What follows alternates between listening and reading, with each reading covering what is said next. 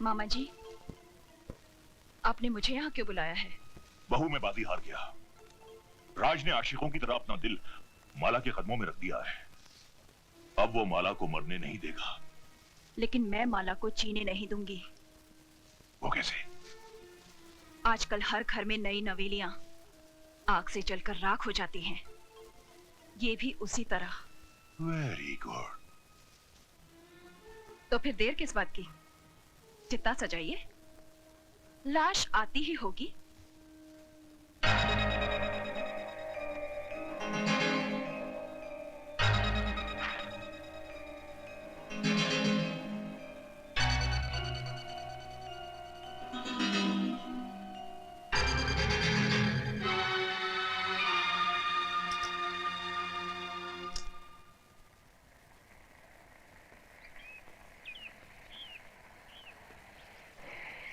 वो लोग आ गए।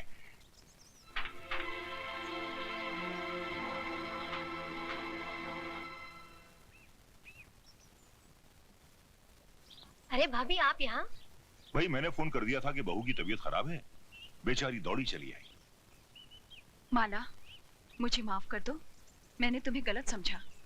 जिसे मैं पत्थर समझ रही थी वो तो हीरा निकली।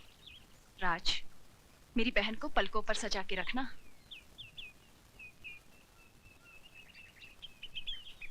आप लोग बैठिए, मैं चाय बना कर लाती हूँ।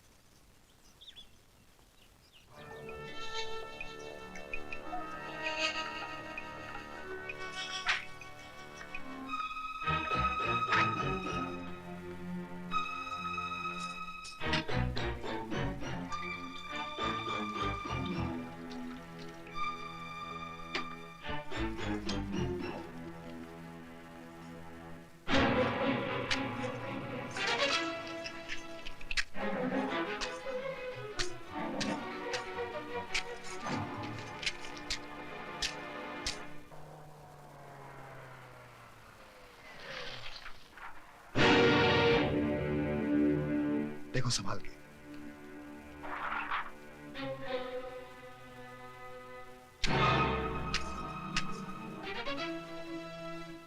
अरे दीदी, तुम यहाँ कैसे? राज, सुना है तुम्हें सांप ने काटा था? हाँ, तुम्हारी भाभी ने तुम्हारे इस भाई की जान बचा ली, वरना अभी तक राम नाम सत्य हो गया होता। चुप। लेकिन सांप घर में आया कैसे? वकील साहब, सांप आपके कानून को नहीं मानता। वो अपनी मर्जी से कहीं भी आ जा सकता है। राज, भाभी कहाँ है? चाय बना रही। मैं मिलकर आती हूँ। अरे सुधा दीदी, आप कब आई? बस अभी अभी। लेकिन तुम अंदर क्या कर रही थी? देखो ना, क्या बकवास माचिस है, एक भी तीली नहीं जल रही। बेटी ये लाइटर ले लो।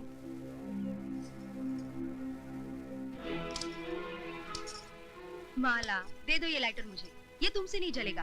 तुम जाकर बैठो, चाय मैं बना कर लाती हूँ।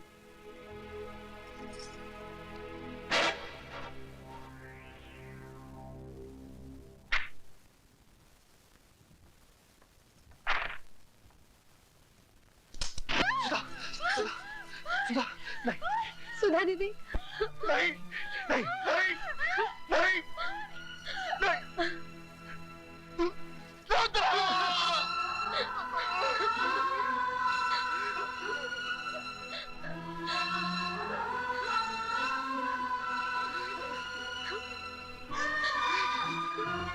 What?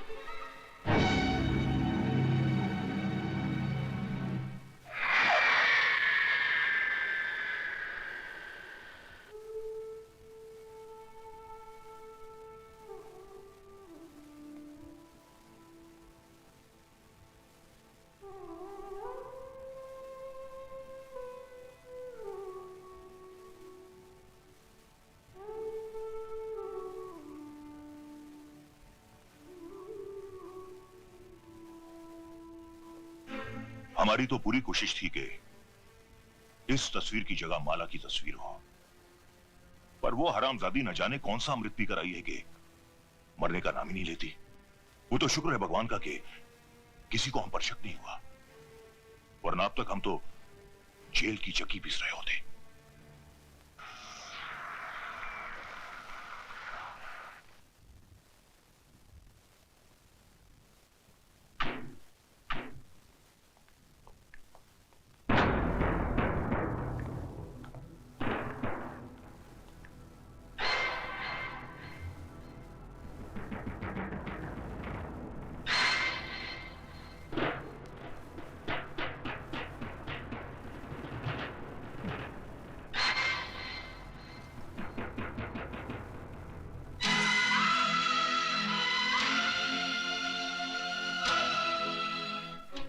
क्यों गए बरखुरदार?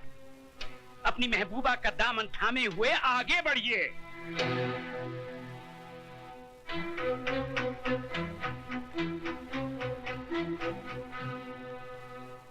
अब हमारी आंखों में आंखें डाल के जवाब दीजिए, क्या तुमने ये नहीं कहा था कि मैं किसी कीमत पे भी इस लड़की को नहीं अपनाऊंगा? हाई कोर्ट में मुकदमा लड़ूंगा, सुप्रीम कोर्ट तक जाऊंगा। कहा था। और ये भी तो कहा था कि मैं 7 साल की सजा काटने को तैयार हूँ, मगर इस लड़की से हरगिज शादी नहीं करूंगा। ये भी कहा था। तो फिर आज क्या हो गया? कौन सा तूफान उमड़ पड़ा कि जिस लड़की को हमारा खानदान अपने पैरों की धूल समझता है, उसी को तुमने अपने सर पर बिठा दिया? जिस लड़की ने हमें शहर भर में बेइज्जत किया, उसे तुम अपने दिल में बसा बैठे। जिस लड़की का रुतबा हमारे घर में एक नौकरानी से भी ऊंचा नहीं होना चाहिए था, उसे तुमने हमारे बराबर लाकर खड़ा कर दिया। क्यों राज, क्यों? वो मेरी भूल थी जिसके लिए मैं शर्मिंदा हूँ। जिस भूल पे तुझे आज शर्म आ रही है, वो भूल भी तू नहीं की थी। गलत। उस भूल के जिम्मेदार भी आप हैं। बचपन में जब मैंने माली की पीठ पर कोड़े बरसाए थे, तो आपने क्या कहा था? हम अमीर हैं, ये हमारा पैदाइशी हक है कि हम जुल्म करें। वो गरीब है, जुल्म सहना उसका मुकद्दर है। गरीब और अमीर की खाई मेरे दिलो दिमाग में किसने खोदी? आपने। पैसों की तलवार मेरे हाथों में किसने थमाई? आपने। इंसान को इंसान न समझने की तालीम किसने दी? आपने। वाह भांजे वाह, वेरी गुड, वेरी गुड। तुम्हारी बातें सुनकर मुझे अफसोस नहीं हुआ बल्कि खुशी हुई कि तुमने बोलना तो सीखा। अल्फाज जरूर तुम्हारे हैं लेकिन जबान इस नागिन की है। मामा जी, तुम्हारी रगों में कल तक मेरी बहन का दूध और मेरे जीजा जी का खून दौड़ता था, लेकिन इसने तो अपना पूरा जहर भर दिया तुम्हारे जिस्म में। जिस देवर ने कभी अपनी भाभी से ऊंची आवाज में बात नहीं की थी, वही आज अपने बाप से बदतमीजी कर बैठा। सारे फसाद की जड़ ये है, ये जिस दिन से इस मनहूस ने इस घर में कदम रखा है, कौशल्या जैसी नौकरानी हमारी चौखट पर थूक कर चली गई और मेरी प्यारी भांजी सुधा भगवान को प्यारी हो गई। अरे जन्म जली, क्या तू पूरे खानदान को निकल कर ही जाएगी? उठाकर फेंक दो इसे घर से बाहर। खबरदार जो किसी ने भी। क्या करेगा तू? मैं भूल जाऊंगा कि आप मेरे बाप हैं और मैं आपका बेटा। तो क्या मुझ पे हाथ उठाएगा तू? उठा, उठा, बदतमीज, उठा, उठा ना, उठा। सबसे पहले मैं इस फसाद की जड़ को बाहर निकालता हूँ। ऐसी गलती मत कीजिए कि लोग आपको राय बहादुर कहना छोड़ दें।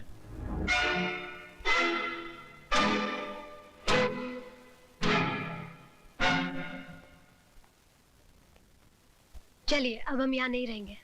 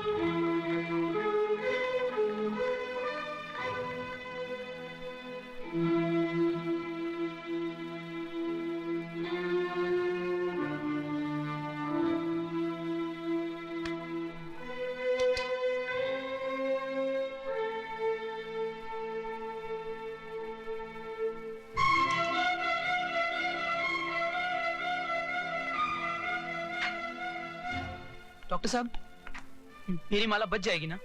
उसकी हालत बहुत नाजुक है, अभी कुछ कहा नहीं जा सकता, बट वी आर ट्राइंग।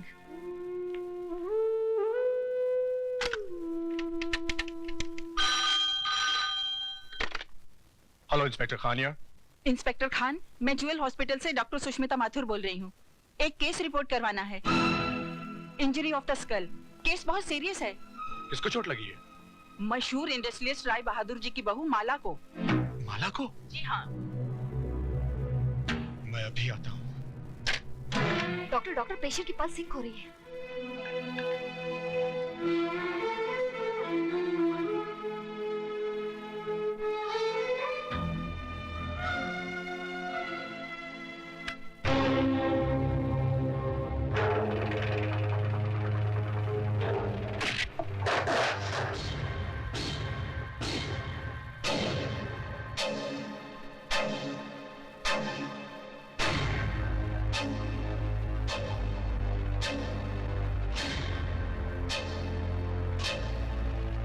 मेरी माला के हत्यारों, वो तो मर गई, अब तुम भी जिंदा नहीं रहोगे।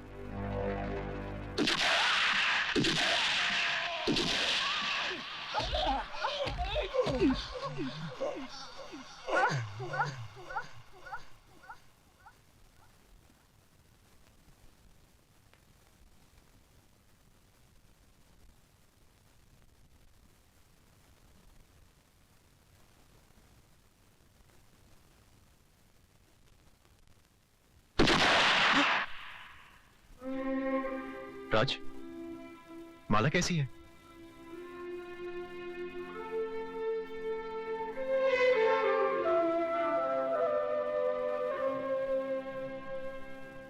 राय साहब, आप फौरन मामा जी और शारदा देवी को लेकर शहर से बाहर चले जाइए। मैं कोर्ट में साबित कर दूंगा कि वारदात के समय आप लोग शहर में थे ही नहीं। नहीं। हेलो, राय बहादुर के कानूनी दलाल, दे फोन मेरे बाप को। राज। मिस्टर राय बहादुर, अगर मेरी माला को कुछ हो गया तो समझ लेना तुम्हारा छोटा बेटा मर गया, साथ में बड़ा बेटा भी मर गया।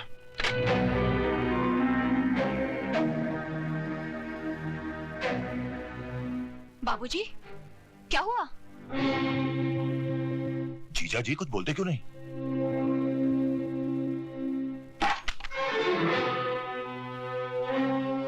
राय बहादुर साहब, कहां जा रहे हैं आप? हॉस्पिटल। लेकिन वहां जाने से केस उल्टा भी हो सकता है और हो सकता है आपको जेल भी हो जाए। अब तो फांसी भी लग जाए तो कोई फर्क नहीं पड़ेगा। ये दौलत, ये हवेली, ये सब कुछ मैंने किसके लिए बनाया था? अपनी छाती पर लाद कर ऊपर ले जाने के लिए नहीं, अपने बेटों के लिए, अपने जिगर के टुकड़ों के लिए। अगर वही नहीं रहे तो। जीजा जी, राज ने कहा क्या? सिर्फ राज ने ही नहीं, मेरे दोनों बेटों ने इस बरसों की मेहनत से बनाई हुई हवेली को एक ही ठोकर में रेत के घिरौने की तरह बिखेर दिया। मेरे अहंकार के मुंह पर थूक दिया। कहने लगे, जाओ राय बहादुर, हम तुम्हारी औलाद नहीं, खरीद सकते हो तो अपनी दौलत से 2 बेटे खरीद लो। वाह ऊपर वाले, तूने आज एक ही ठोकर में मेरी सारी दुनिया मिटा दी। जीजा जी, जीजा जी, ये बुढ़ा तो सटिया गया है, खुद तो मरेगा, साथ में हमें भी जेल की चक्की पिसवाएगा। वकील साहब, अब आप ही कुछ करिए ना। हम, मेरे हाथ में कुछ नहीं रहा, सब कुछ माला के बयान पे डिपेंड करता है। मतलब कि हमारी जान अब माला की मुट्ठी में कैद है? बिल्कुल।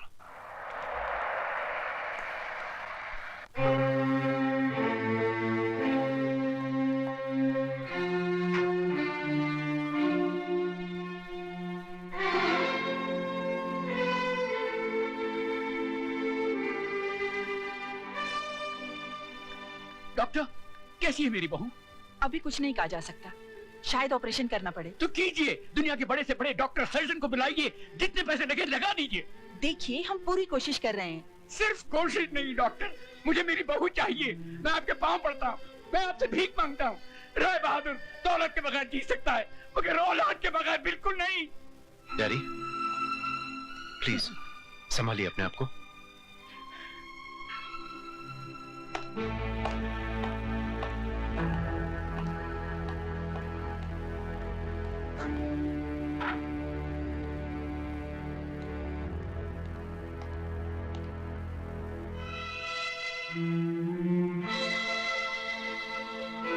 मुझे माला का बयान लेना है। आप बाहर इंतजार कीजिए, जब ये होश में आ जाएगी मैं आपको बुला लूंगी। Okay.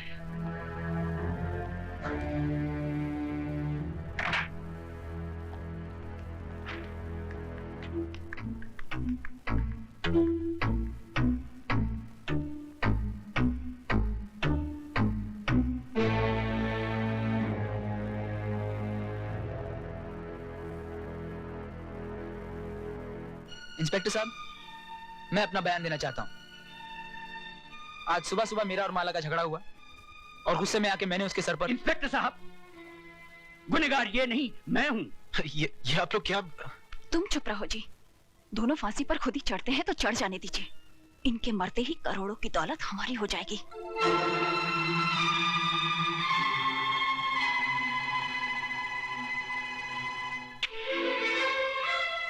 हरामजादी, कितना बड़ा कुआं है तेरे अंदर।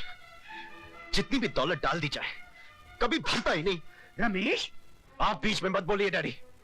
यही है वो जड़ जिसने इस खानदान की हर शाख को जहरीला बना दिया है। अरे तू औरत नहीं, डायन है, डायन। मेरे डैडी का घमंड टूटकर बिखर चुका है, लेकिन तेरी भूख अभी तक नहीं मिटी। तो जैसी औरत को धक्के मारकर घर से बाहर निकाल देना चाहिए। कॉन्ग्रेचुलेशंस। माला की जान को अब कोई खतरा नहीं, आप लोग उससे मिल सकते हैं। बिल्कुल नहीं।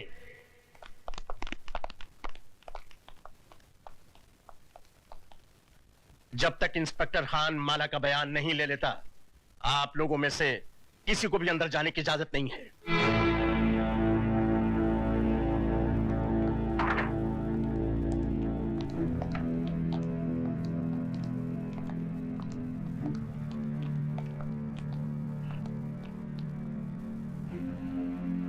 करतार सिंह, मैं तुम्हारा कसूरवार हूं। जो सजा चाहो दे दो।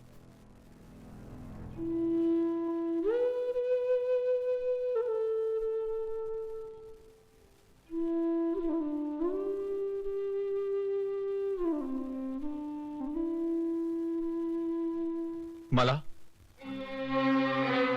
तुम्हारे सर पर ये चोट कैसे लगी? जी, मैं ये जानना चाहता हूं कि तुम्हें किसने मारा।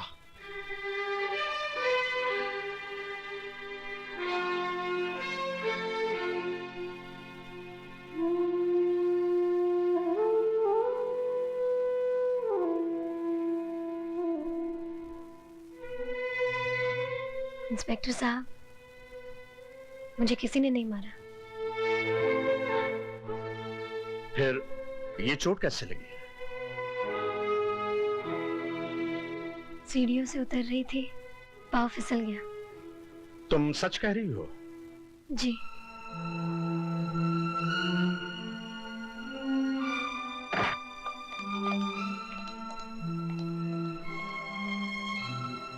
माला का कहना है कि पांव फिसल जाने से उसे चोट लगी है, इसलिए अब कानून को किसी पर कोई शुबा नहीं।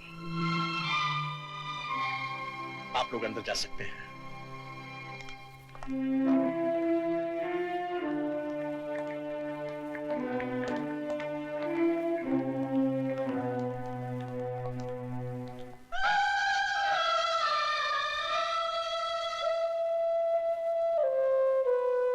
माला, मुझे माफ कर दो बहन। ऐसा मत कहो। एक औरत से उसका सुहाग छीनने की जो मैंने गुस्ताखी की है, वो तो माफी के काबिल भी नहीं है। गलती इंसान ही करता है, भगवान नहीं। शाबाश बेटी, तुमने हम सबको माफ करके ये साबित कर दिया कि इंसान पैसों से नहीं, परवरिश से बड़ा होता है। और देखा पुत्र, ऊपर वाले के घर में देर है, अंधेर नहीं। दारजी, मेरी शादी हो गई, घर मिल गया, घर का सुख मिल गया। बस एक ही शिकायत है। लेकिन क्या पुत्र? मेरी बारात नहीं आई। ओए राय बहादुर, क्या बोलता है? अब राजा की आएगी बारात।